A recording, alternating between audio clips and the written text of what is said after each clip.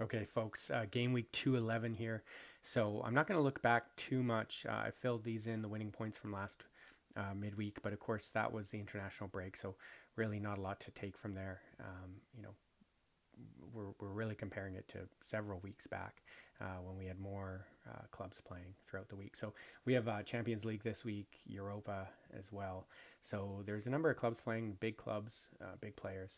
And so naturally, there's a lot of people coming into this week and decent payouts. So we're actually seeing some nice kind of payouts here. Obviously, these will shrink down a little over the next several hours as more people enter before the deadline. But yeah, pretty healthy and relatively balanced across.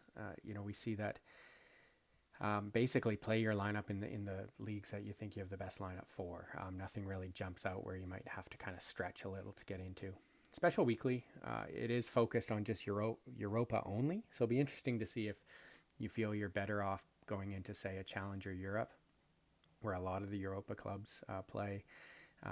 There'd be some champion as well, but whether you're making better off making a team here versus here. I mean, I kind of like this one. I want to roll the dice. It's only 250 people in there. Maybe it balloons up to 300 or something, but overall, it'd probably end around a 10% chance of winning. And I have an okay lineup. I'm not sure I have the keeper that's going to play, but still worth throwing something in and seeing how it goes. And then the other one for here, well, let's look down actually just at the limited cards. So, these are starting to come down from before. We do see that the they were so rare we're paying quite considerably, kind of even higher than this. Yeah, 20%, 18%, things like that, to really get to kind of stimulate the market, get people excited.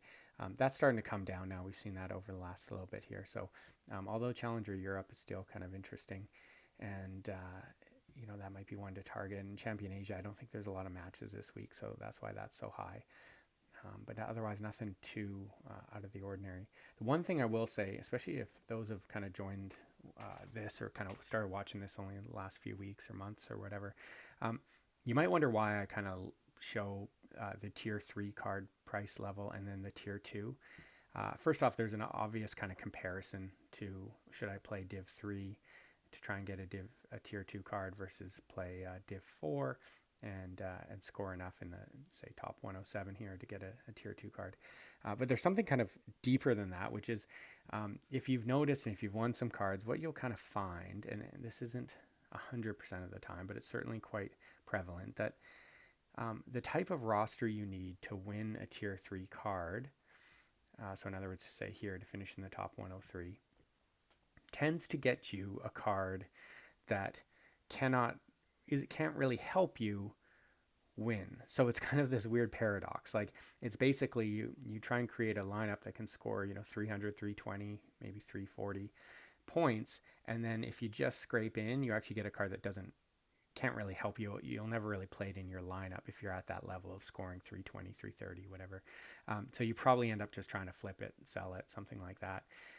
So it's this weird kind of paradox. So really what we're talking about at the tier 2 level, you start to get a card that maybe means something to you, whether you decide to flip it or it could potentially show up in your lineup.